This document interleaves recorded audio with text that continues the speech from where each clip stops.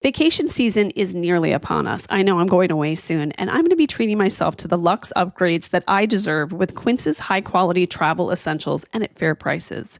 Like lightweight European linen styles from $30, washable silk tops and comfy lounge sets, with premium luggage options and stylish tote bags to carry it all. And the best part, all Quince items are priced 50 to 80% less than similar brands. Because by partnering directly with top factories, Quince cuts the cost of the middleman and then passes the savings on to us. And Quince only works with factories that use safe, ethical, and responsible manufacturing practices and premium fabrics and finishes. And I love that. My favorite right now, get the organic gauze shirt. My favorite is the Bayside stripe. Get it in that one. You're going to love it. For your next trip, treat yourself to the luxe upgrades that you deserve from Quince. Go to quince.com/KKC for 365-day returns plus free shipping on your order. That's QUINCE.com/KKC to get free shipping and 365-day returns. Quince.com/KKC. Looking for a new beautiful, durable, and sustainably made rug at an accessible price? You've got to check out Revival Rugs. I just swapped out my son's rug. I got an 8x10 in sweatshirt. It is so soft on your feet. And if you're a parent like me, you're going to want to check out their popular line of washable rugs because they have the same high quality look and feel as a traditional rug. If your kids or your pets get your rug dirty, you can just pop it in the washing machine and it comes out fresh and clean. And I love that. Plus, they're a sustainable company. They use eco-friendly materials, including wool, cotton, recycled denim, and recycled polyester. It's a brand you can feel good about, and they've got affordable prices so your wallet can feel good too. Visit revivalrugs.com/realitylife and use the code KateCasey20 for 20% off your first order. That's revivalrugs.com/realitylife, code KateCasey20. One more time, revivalrugs.com/realitylife with code KateCasey20 to save 20% off your order. The amazing Kate Casey. Welcome back for another episode of Reality Life with Kate Casey, and welcome back for this Saturday series episode. I met Jim Jordan through my friend Megan O'Brien and was immediately taken by his story. He grew up as a skater and a surfer in Southern California and spent his high school days actually scouting models and finding the next great faces of the coming generations. He just had something in him. He could tell who would make a great model. With a passion for beauty and styling, he quickly became a highly respected hair and makeup artist and traveled the world to work with the biggest actors, actresses, and supermodels of the time, including Elizabeth Taylor, Cindy Crawford, Sophia Loren, Farrah Fawcett, and more. During these years, he worked with the best photographers such as Herb Ritts, Helmut Newton, and Peter Lindbergh, to name a few. And after many years of behind-the-scenes experience, he picked up his own camera and immediately developed his own unique style as a photographer. Now, Jim shoots celebrities including Leonardo DiCaprio, Drew Barrymore, Charlize Theron, Mila Kunis, and more, while working with clients like Vogue, Vanity Fair, Elle, and Marie Claire.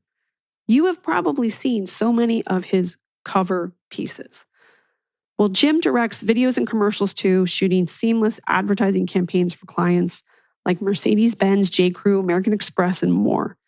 He lives in Los Angeles and New York City and shoots in the most picture-perfect places around the world. And I was so eager to hear more about how someone with a unique talent can figure out a way to make a business out of it in such a way that they make a lasting mark on an industry. So enjoy this. Here is my interview with the famous photographer, Jim Jordan. Welcome to the show. Great. Thank you. Thank you for having me. So you're from Southern California. I grew up in Newport Beach till I was 4. And then my family relocated up north near Malibu. And I grew up in Southern California my whole life until I was about 15. And my father was an entrepreneur in the restaurant business and oil business. And my mom was a housewife. And I was trimming trees and cutting hair and trimming all the dogs' hair in the neighborhood. And my mom was very against me touching hair, beautifying things. She just didn't like it. It wasn't who she dreamed her son would be. And so she started, like with the beatings and the medication and taking me to doctor after doctor, trying to medicate me to get me to be the kid that I think she wanted me to be. And I was just taking these medicine and paralyzed in a chair all day and couldn't talk and socialize. And I was just pinned out of my mind. And I had a friend in school. I didn't have many friends then. And I had a friend in school that was scouted by a man named John Casablanca. Oh, wow. And he owned Elite Models. And she came to school. I was in 8th grade. And she said, I got scouted by a man named John Casablanca, and he thinks I should be a model and move to New York. And he wants to send me to Milan and New York. And I was like, you can't leave me. You're my best friend. Like, how? What do you mean? You don't do that. And I was like begging her not to leave and to go. And a few weeks later, she said goodbye. And I was kind of on my own, like just being in this weird trapped environment, like trapped in my own self, like not being able to express who I was. Or if I was, people would be like, go take your pills. So I was just in this weird area and not knowing who to connect to. And a few months later, I'd go into the supermarket and started seeing her on all these magazine covers. And I was like, oh my God, is that my friend Tina?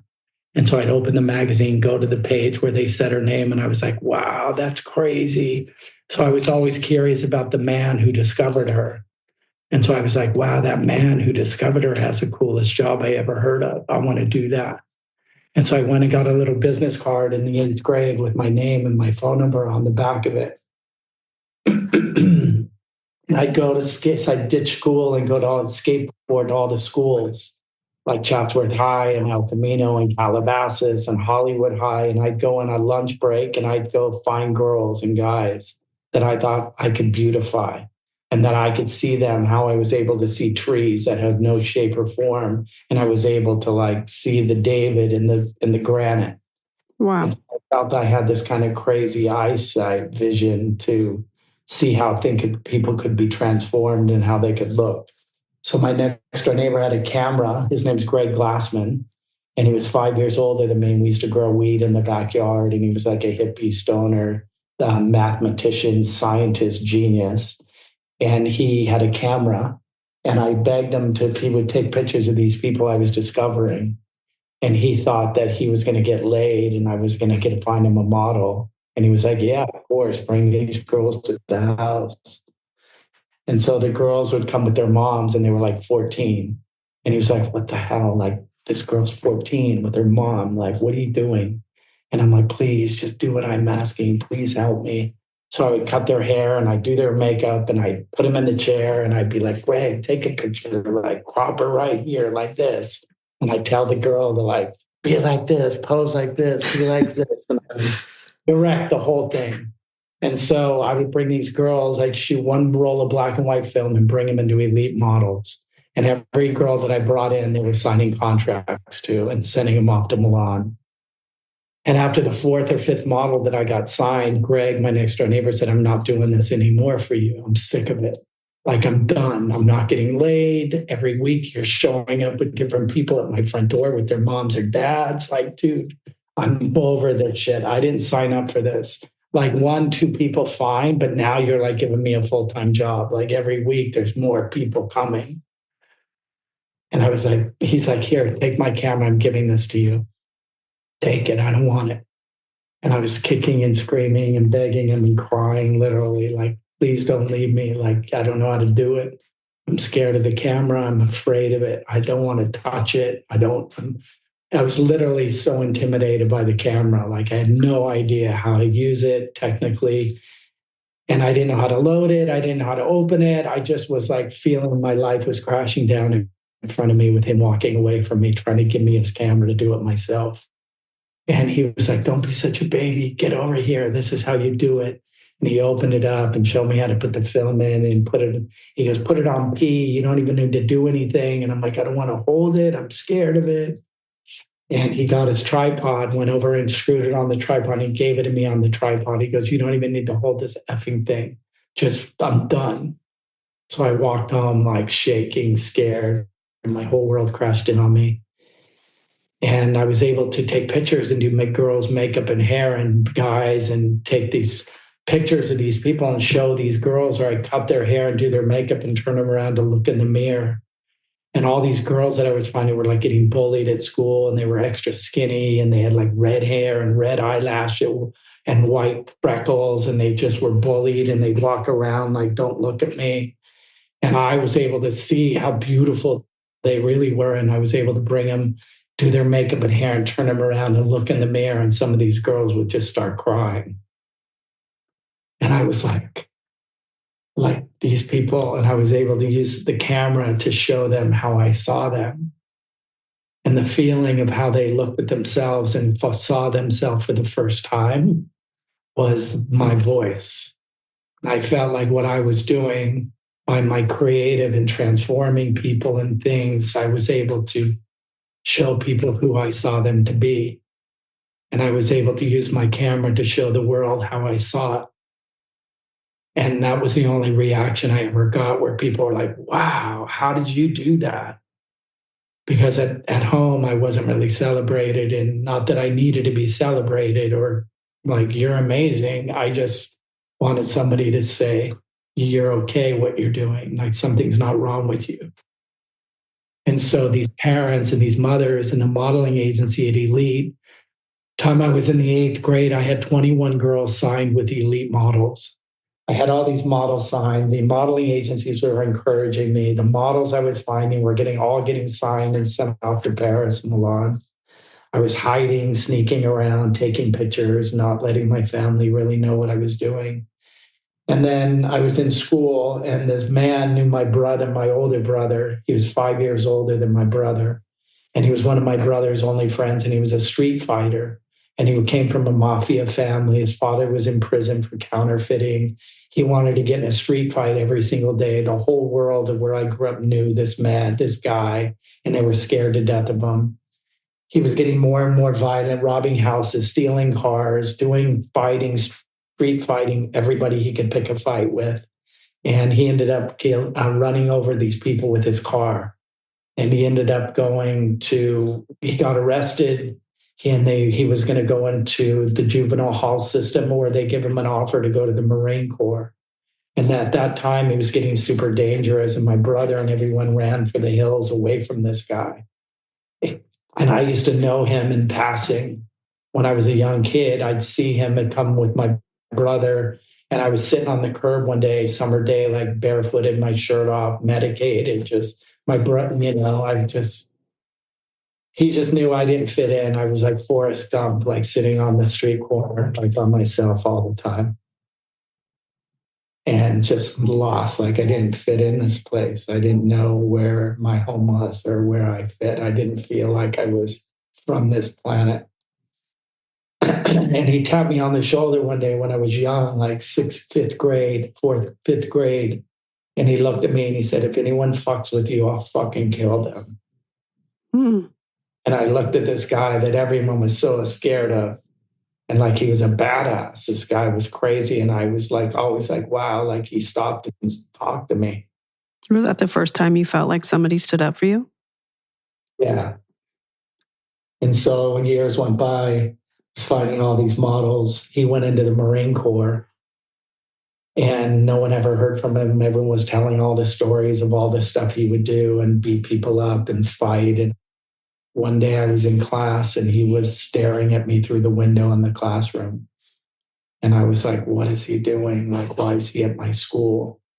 And he opened the classroom door, walked in, and said to the teacher, there's been a car accident in the parking lot, and we need to see Jim Jordan. Is he here in the class? And the teacher looked at me and he goes, Jim, someone's here to see you. And we were like in the middle of taking a test, so he didn't want me to disturb the class. So he asked me to go out in the hallway, and he was there. His name was Gary. And he put his arm around me and said, walk with me.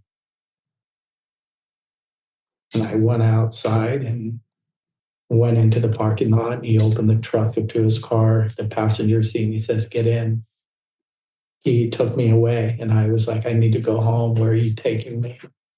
I need to be home by 3:30. My mom will call the police. I'll be in so much trouble. I was more worried about getting beaten or trapped by my parents than I was going on this ride with this guy. And he ended up getting on the freeway and driving out, just driving. And he said, don't ask me any more questions. You're not going home. Were you terrified? I was more terrified of not knowing where I was going and not knowing what was going to happen, and more terrified of my family. And so we ended up driving for hours. Sun was setting. It was like in May, June, and we drove all like 4 or 5 hours, and we ended up passing like Palm Springs and ending up on our way to Death Valley. And we went to Death Valley. And we got there at the very last. Sun was setting, and told me we were staying there for the night. And before we got there, he robbed a gas station on the way home, on the way there, stole a cash register out of the gas station, ended up putting a big tarp down on the ground and saying, you're staying here. And I said, why are you doing this? Why am I staying here? Why are you taking me home? And he goes, I'm going to teach you how not to be afraid of the world anymore. And I want to teach you to be a man. And it was like whatever that means. And I kind of knew what he meant, that I was scared of everybody. I was scared of everybody. And the next morning we woke up, slept outside in the middle of nowhere. And the next morning he woke up and he was pulling all these guns out of his truck, his shotguns and pistols and all these guns. And he said, today's going to be your first day of target practice. I'm going to teach you how to be a sharpshooter. Oh my God. So he started teaching me how to shoot and setting up these targets. And I was scared to death, like to even hold a gun or touch a gun, much less my camera. And I was just like literally shaking. And he came over and he's like, get over here. This is how you do it. Taught me how to shoot guns. He taught me how to drive. I witnessed him robbing houses and liquor stores and gas stations and going into restaurants and having dinner and just walking out, not paying, people chasing us, robbing McDonald's, doing all these crazy things. I always thought that I was going to either go to jail, being with him, or somebody was going to shoot us. So I was always looking out the back window of the truck, waiting for the cops. Well, at this time, do you know, in retrospect, did your parents file a police report? Yeah, everything was happening. All of that happened. Police, all of these things were going on. Missing children, milk cartons. No one knew where I was. And so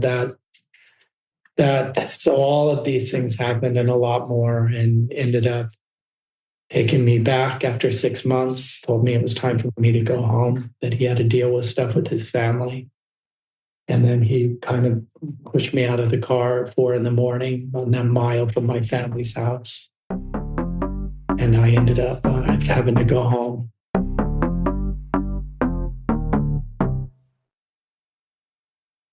I'm off to Hawaii soon, and I've been looking for great dresses, suits, bags, and sandals for my trip. You know who else needs stuff? My almost 16-year-old daughter. Now, where can I find all of those things in one place? Revolve. And I know that you love Revolve too. Over 1,200 brands and 100,000 styles from across high-end, emerging, and exclusive labels in fashion, beauty, and home goods. Consistently offering the latest and most sought-after trends in fashion from top brands like Lovers and Friends, Love Shack Fancy, Misa, and Zimmermann.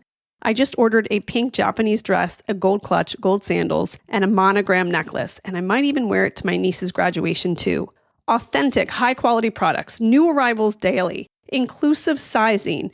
From last-minute getaways to party dressing and seasonal upgrades, Revolve has you covered with fast 2-day shipping and easy returns, all on them. And for a limited time, you can shop a curated selection of my favorite styles at revolve.com/KateCasey and receive 15% off your first order with code KateCasey. That's revolve.com/KateCasey to shop my top picks and get 15% off your first order with code KateCasey. The offer is only valid for a limited time, so do not miss out. Claude is the go-to AI assistant for millions of people and businesses around the world. Whether you're brainstorming alone, drafting a business plan for your next big idea, preparing for a crucial negotiation, or building with a team of thousands, Claude is here to help. By using Claude as your personal or business AI assistant, you'll be in great company. Organizations like Salesforce, Figma, and Coinbase all use Claude in their products. Try Claude for free at claude.com. That's CLAUDE.com. The walk that you took, that mile walk between the car and your house. It was dark outside, and I got out of the car, like begging him not to kick me out. And not that I couldn't go home. I just kept saying, I can't go home. How do I go home? What do I say? And he says, well, don't say anything about you with me. And he goes, it's just time for you to go home. I have stuff to deal with. I can't. You have to go. So I went home. I waited outside. I got on the curb, and I just sat on the curb outside. I walked up like a half, to the end of my street where I grew up, and I sat on the curb and I waited till the sun to come up. And it was like 6 a.m, and I ended up walking home and ringing the doorbell. And my mom came and answered the door. Like,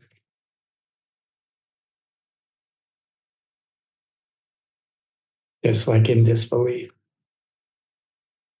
So happy and so mad at the same time. Did she reach for you? How did that feel? Yeah, she reached for me, and like before I could even feel it. Yeah, it was crazy, very emotional. My mom never ever said she loved us. She was raised, never loved, never was told she was loved. She was beaten every day. She was never good, and that's all she knew. Like, do you know what you've done to this family? We're at the fuck world. So it flipped. Immediately, shaking me. And I was like, didn't know what to say. But I didn't want him in trouble. I didn't want to tell on him. Why do you think you were protecting him? Yeah, because he was protecting me in a weird way. And I felt like he was cast out and canceled, and I was cast out and canceled, and he saw me and he wanted to rescue me. He never did anything sexually to me. It wasn't anything ever like that. And so he just needed a comrade. He just needed a friend to be with. He just needed somebody. And I needed that, which I really didn't know, but I really did. And he taught me how not to be afraid. So I ended up going home, and a lot of stuff went down there. And I went back to all the doctors, and parents tried to put me in a mental institution to institutionalize me.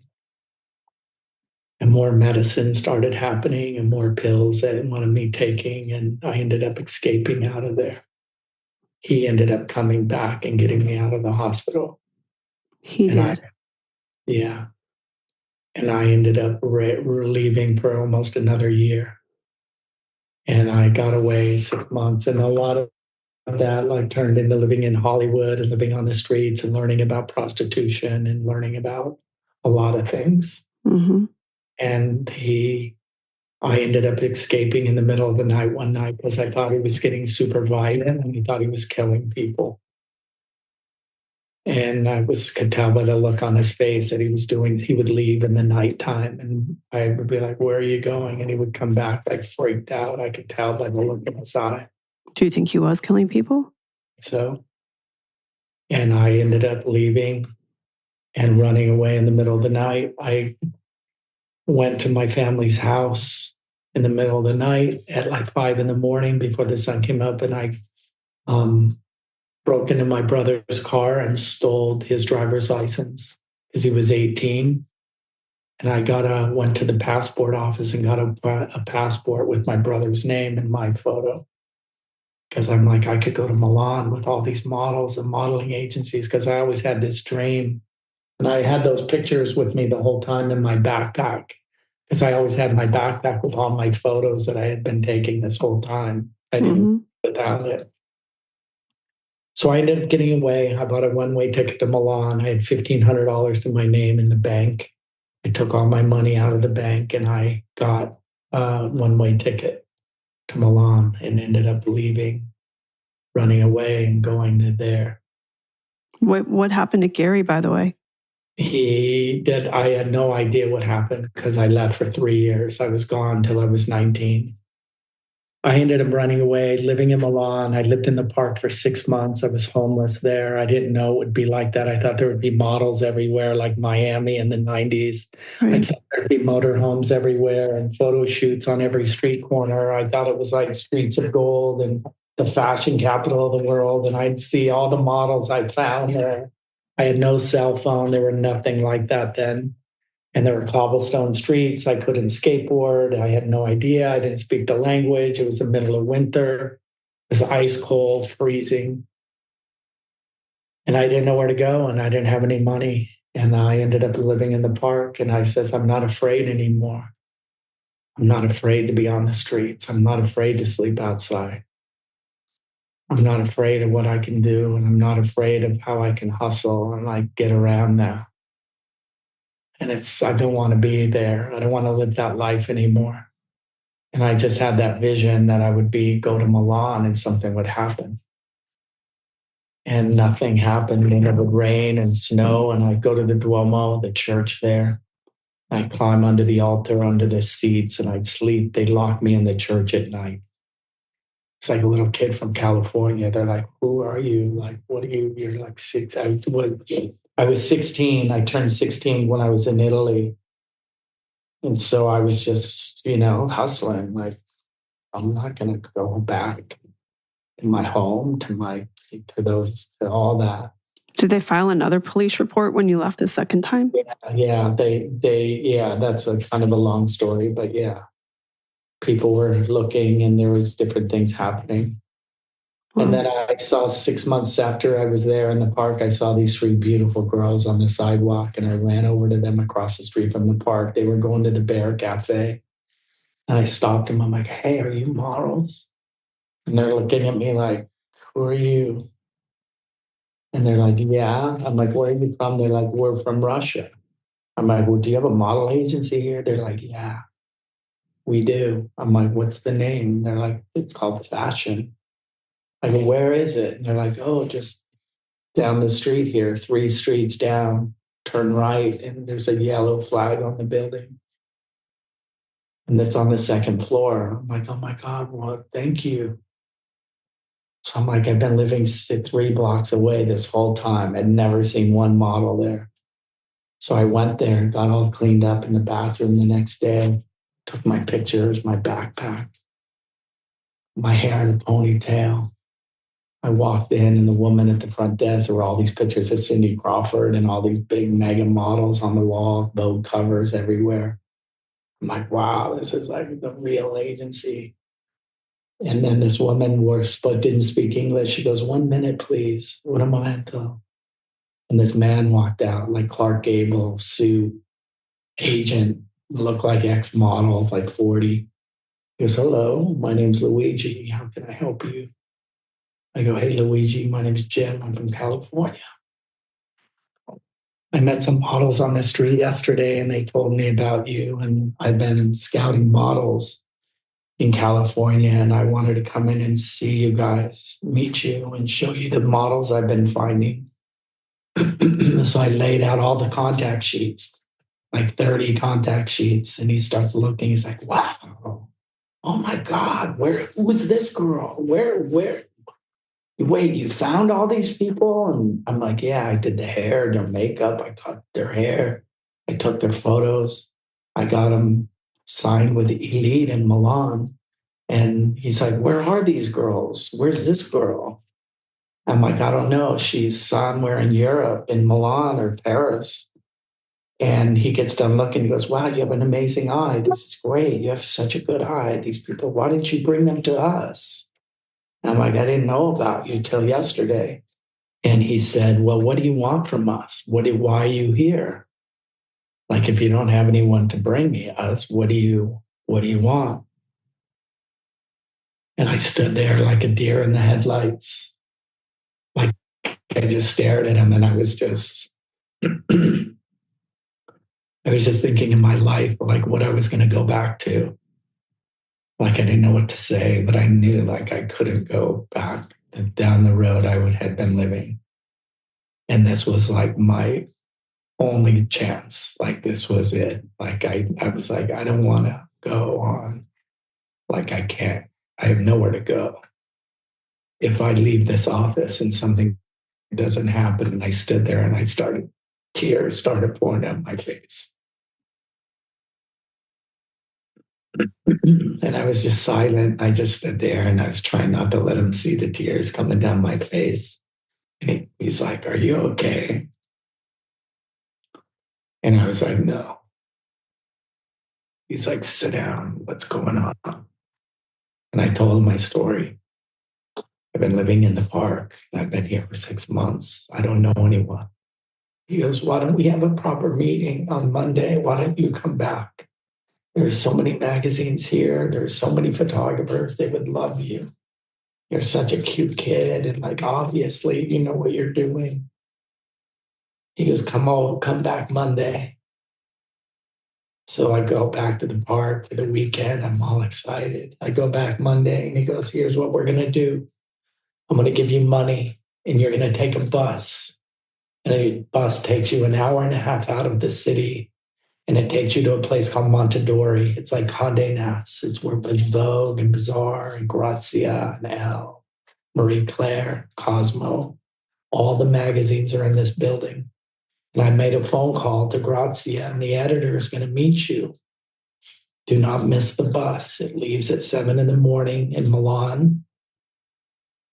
And it comes back at 7 o'clock at night. And if you miss the bus on the way home, you'll be stuck out there in the country." So I take my pictures, I go to the bus, I go on the bus, hour and a half out of the city, through the rolling hills and vineyards. And I'm like, wow, this is Italy. This is what I dreamed of, like it would be so beautiful. And I got there, went in, checked me in through security. And I went to the office of Grazia and the man was there. He goes, "Hi, you must be Jim." And he spoke English. And he goes, "Luigi called me and told me about you, that you've been finding models and you've been doing makeup and hair and taking pictures. And let's see." So I put it all out and he starts looking. He's, "Wow, very nice. You did the hair in this and the makeup, blah, blah, blah, blah." I'm like, "Yeah." And a woman ran in behind me in the cubicle where he sat, and she was screaming in Italian, waving her hands, very upset. And I was looking at them like talking, and he looked at me and he goes, "Excuse me, can you go to work right now?" And I'm like, "What do you mean?" "And the hair and makeup is an hour and a half late, and they're all upstairs in the studio. We're shooting a cover of Grazia and a 10-page fashion story. And we have the model on set up there, and there's no makeup and hair." Bingo. And I could pay you $500 for the day. And I go, "Well, I don't have any makeup or nothing with me." Mm-hmm. "Don't worry, everything's up there. Just go with her. You'd really be helping us out." I'm like, "Are you serious?" And he goes, "Yeah, go, please. You'd be helping us so much." So I go up there and there's this beautiful girl, Pam Pfeiffer from Canada, this dark, she looked like short Linda Evangelista, short hair, blue eyes. Canadian girl, spoke English. The photographer comes up to me. He's like, "Hi, oh my God, thank you." He's this British photographer. "Here's what we're doing. This is how we want our makeup." It's like super simple. And I'm like, awesome. So I met the girl, did her makeup. 30 minutes later, she's on set. I got my first cover that day for Grazia and a 10-page fashion story. Wow. And then he booked me 3 days that week. I did 3 covers that week, 30-page fashion story. I met the editor. I was in the commissary every day for lunch, and this woman came up to me, and she's like, "Hello," like an Italian accent. She goes, "What's your name? We always see you sitting here alone in the cafeteria, and we always know it's a small world here."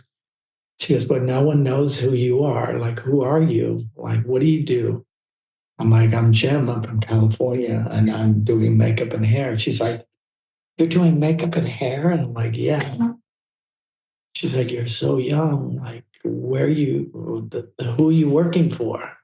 I go, "I'm working for Grazia Magazine." She goes, "Really? Wait, She goes, well, why don't you come? I'm the editor of Italian Vogue. Oh my gosh. And I would love to just come and sit with us. Don't sit alone. Come over by us. So I pick up my tray and I go sit with them. She goes, you're a nice kid. Like, I want to talk to him about you. So Luigi was like, wow, they love you, Jim. We're going to do the billing for you. I'll be your agent here. So, and you just don't worry about it. So I started getting money and he booked me. And then Italian Vogue started booking me. And then I started working with all the magazines in Condé Nast. Started going on trips. I moved out of the park. I got a pension. I started having money. And I started building my portfolio. I started seeing billboards with my magazine covers on the streets. And I was like 3 years. I worked there till I was 19. And I had like 50 magazine covers and editorial, hundreds of pages of fashion stories. And I'm like, I'm 19 now. I should probably go home. And this coast is clear. I think I should go meet that agent that Elite told me about. So I came back to LA and I went into the agency Cloutier and they were like, oh my God, this is incredible. Like you're so young and this is what you've done. This is insane. We want to sign you. So I ended up getting signed by them. And a week later, they called me and they said, we are booking you for a cover with Bert Stern, the last photographer that shot Marilyn Monroe. And you're working with Heather Locklear for the cover of Red Book magazine. I'm like, who's Heather Locklear? I never watched TV. I was always... Well, and you were out of the country, sure. And they're like, so I ended up working with Heather Locklear. And then the next week you're doing a guy named Kurt Russell. And then I started working like every day. They started booking me. You're going to South Bend, Indiana with this new singer named Whitney Houston. You're going to do her hair and makeup. And when you're there, you're working with a guy named Arnold Schwarzenegger. They're hosting the Special Olympics and you're going to do their makeup and hair. And then I went there and then all these different things started happening. I started traveling with Farrah Fawcett and Cindy Crawford and started working with Bloomingdale's and Vogue and Elle and Marie Claire and J. Crew and all the big campaigns. And worked with Herb Ritz and Peter Lindbergh and Helmut Newton. And I just started jet setting like between LA and New York, making a ton of money. All these things started happening. And when I was 5 years old, I was in a doctor's office. My mom had me at a psychiatrist's office and I was waiting and I was coloring in the coloring book. And I got done coloring and I put them, it was called highlights, the highlights. I remember them. And I laid it down and there was a stack of magazines, fashion magazines, and I was 5. And I started looking at all these magazine covers of these faces, these models and magazines. And I got to the cover of, I think it was Life magazine, and had Elizabeth Taylor on the cover. And she was dressed as Cleopatra. And she had all these rhinestones on her face and rubies. And I was obsessed. Like I looked at her face. I was like, wow, like this is amazing.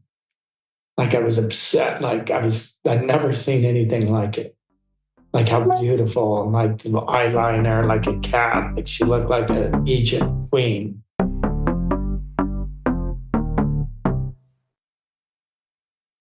Craving your next action-packed adventure? Audible delivers thrills of every kind on your command, like Project Hail Mary by Andy Weir, where a lone astronaut must save humanity from extinction, narrated with stunning intensity by Ray Porter. From electrifying suspense and daring quest to spine-tingling horror and romance in far-off realms, unleash your adventurous side with gripping titles that'll keep you guessing. Discover exclusive Audible originals, hotly anticipated new releases, and must-listen bestsellers that hook you from the first minute. Because Audible knows there's no greater thrill than the one that speaks to you.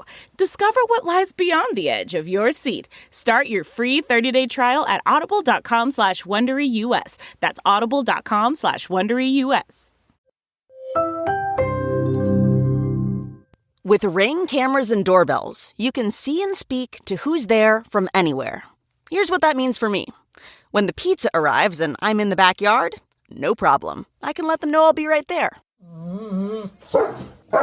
And my dog? I can keep an eye on him even when he's being sneaky. Just pan over and, yup, caught him with my shoe again. The best part?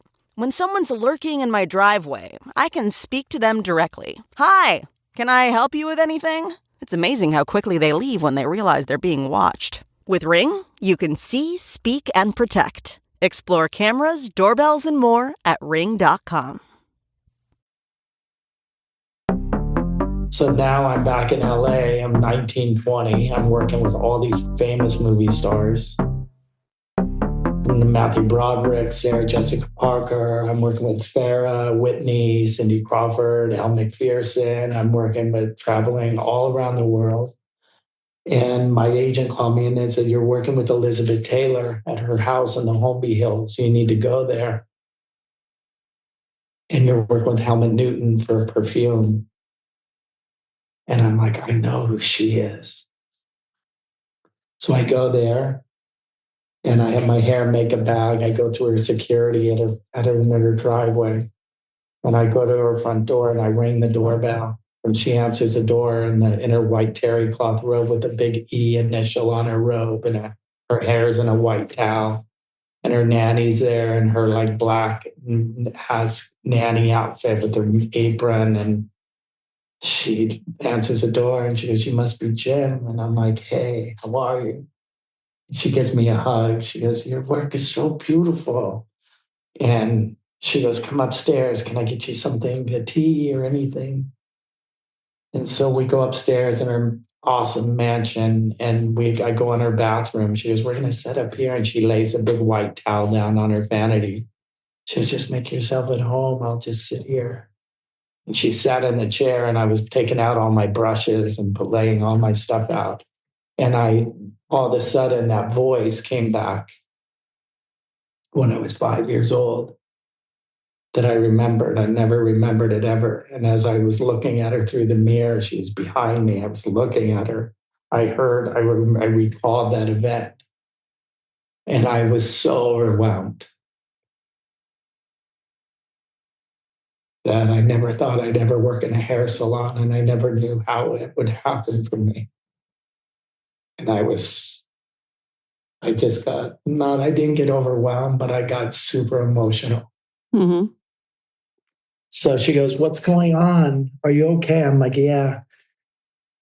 I'm like, these are, I'm okay. I'm good. I go, these are really happy tears. She goes, honey, what's going on? Tell me what's happening. And I go, can I tell you a story? And she goes, please. And I go, when I was 5, I was tormented and I was not celebrated. And my mom hated the idea of me touching makeup or touching hair. And I was in a psychiatrist's office waiting to get a new dose of some experimental medicine that was going to make me the son or the kid I was supposed to be in my mom's eyes. And I was looking at some pictures and I told her the story I just told you. And I heard a voice say, when I looked at the photo of you on the cover of the magazine, dressed as Cleopatra, and I heard a voice tell me that I was going to do that on every movie star in Hollywood. And I'm sitting here, and I had no idea how any of this would happen. And I'm just so overwhelmed, like, this is crazy. Tears are coming down her face, hugging me. Of course you're here. Of course you're here. She kept saying, of course you're here. Of course you're here. And so that was kind of my journey with. And I ended up doing that for like 15 years. I did hair and makeup for all the biggest photographers, traveled the world. And I started bringing my camera on set and I started taking pictures of all these movie stars and all these supermodels. And I was hiding and sneaking around so the photographers didn't see I had a camera. Because if I had a camera, they'd never work with me again. Because back in those days, it was so competitive and no one had cameras. If you had a camera, you're like, big deal. You're a threat or something. So I started taking pictures of all these movie stars, and I'd hide them in my closet in a black box. Never showed anyone, never thought I could be a photographer, never tried. I wasn't trying to. I had great clients. I made great money. I had to travel the world. I was living in New York and LA and Miami every winter. And I was working with J. Crew and the owner of J. Crew, Emily, for 7 years. I'd be on all their trips all around the world doing makeup and hair. And she'd always stand me next to the photographers and say, give them your energy and direct the shot. So I was always like giving my direction. And we were in Hawaii one day on a job, and the photographer was from Japan, and she wore white gloves and a big hat, and you could barely hear her talk. And she was very gentle, and the models couldn't hear her. Like they didn't. So the owner said, Jim, get over here. We want you to direct the shot because the models, there's no energy. She can't, whatever. So I went over there, and the model on set was a guy named Anthony Crane. He was a good friend of mine. And he looked at the owner, Emily, and he goes, Emily, why don't you just book him as a photographer to shoot for you? You know, why do you always have him? He's doing makeup and hair. Why do you always have him do the photographer's job? Why didn't, the photographer, that's her job. It's not his, because he knew her really good, because we'd be on all the trips together. We were like a big family that traveled around the world. We were like swimming, skinny dipping, and partying every night and being on set. And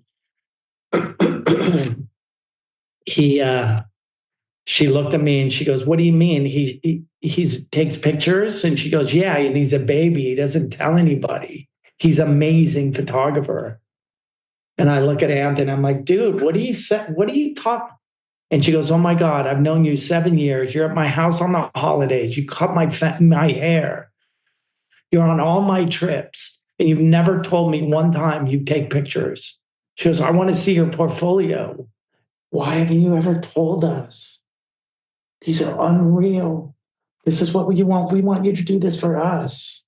And there were all these rugby players that I shot when I lived in the park in Milan. It was in the rain. And I had all these Italian rugby players that used to get me stoned in the park. And they'd always see me like Forrest Gump on the bench that lived there. And they would all be super nice to me. Like, where are you? They would try to communicate. They didn't speak English.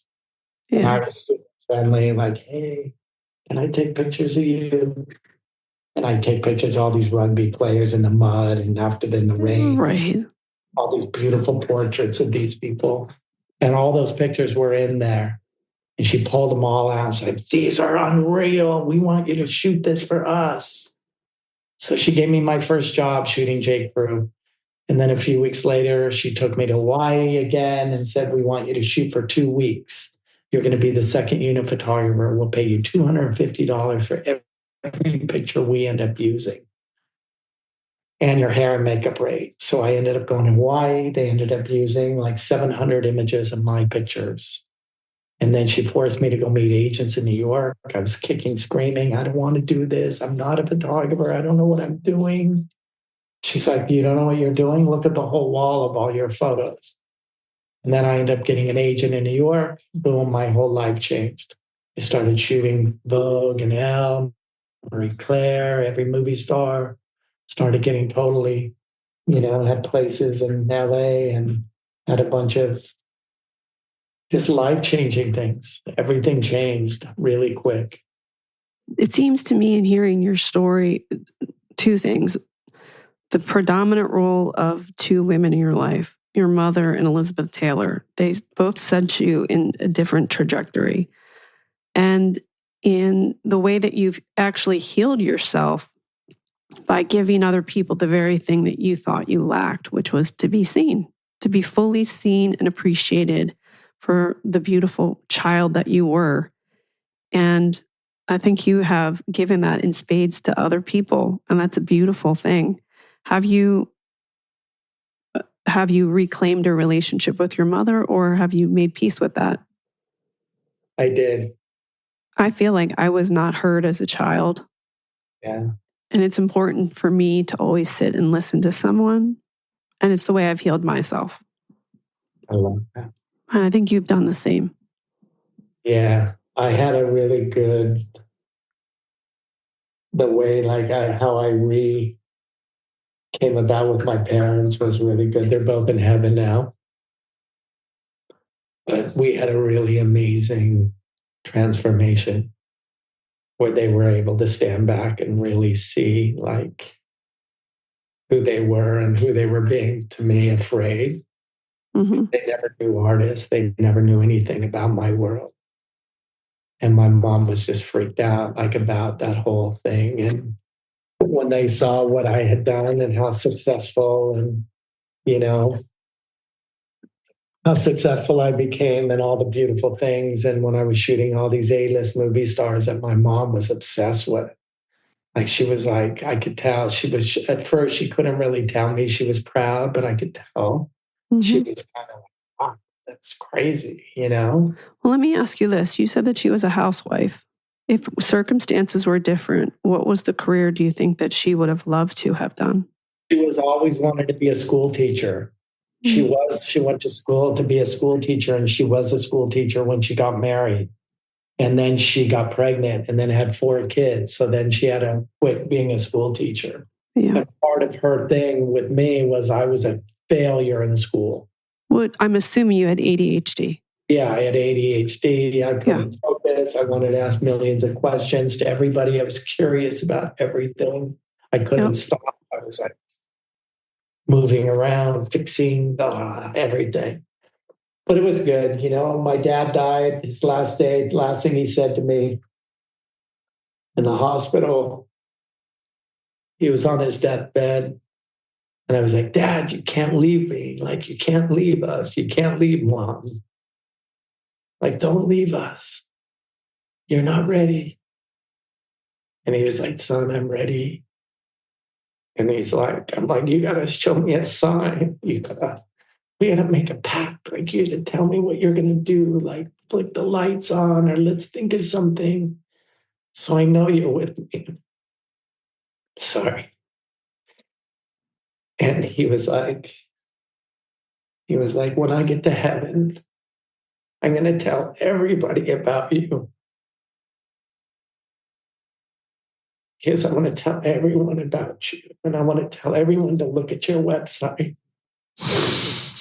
I want to tell everybody how proud I am of what you've done. That was the last thing he said to me. It's really incredible. Are you proud of yourself and what you've accomplished? I'm always striving for more, but yeah. You should be. When I look at it, yeah. I'm proud. I've had a great time. I've had fun along the way. It just seems makes so much sense. There's a children's book. It's called The Night Gardener. Do you know this book? It's about a little boy who walks the streets at night and he meets a man who's the night gardener and he shapes the bushes into these great shapes.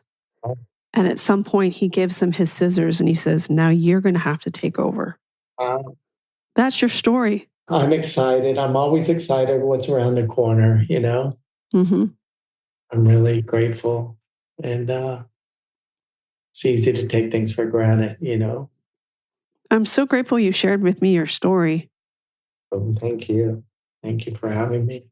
And I know that there are people that are going to listen to this and they're going to go, that sounds just like my child, or that sounds just like my brother or my friend. And, you didn't fit in the box as a young boy, and your parents lived in a time where ADHD and creativity in boys was completely misunderstood. And I think you're a great example to other kids about how you can use your strengths, disrupt systems, and create incredible lives for yourselves.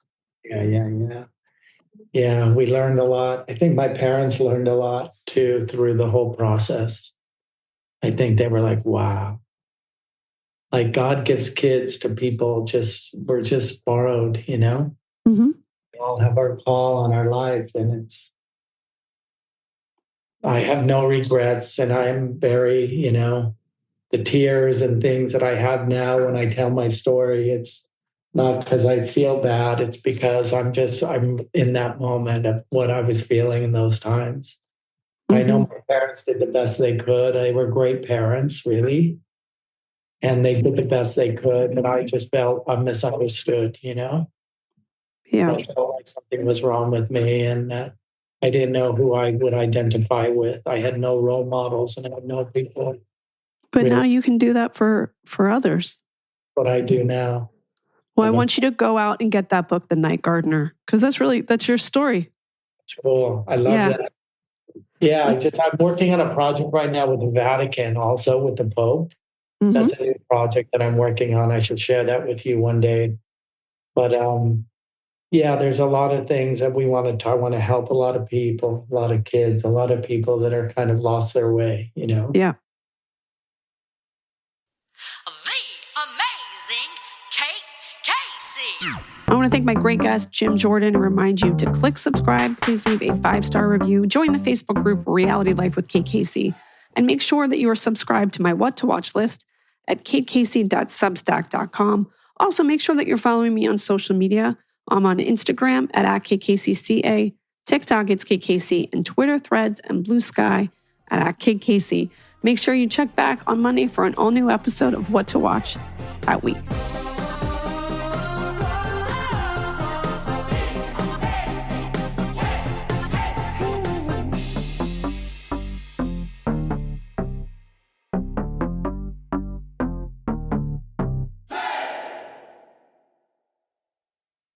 You know those creepy stories that give you goosebumps? The ones that make you really question what's real? Well, what if I told you that some of the strangest, darkest, and most mysterious stories are not found in haunted houses or abandoned forests, but instead in hospital rooms and doctors' offices?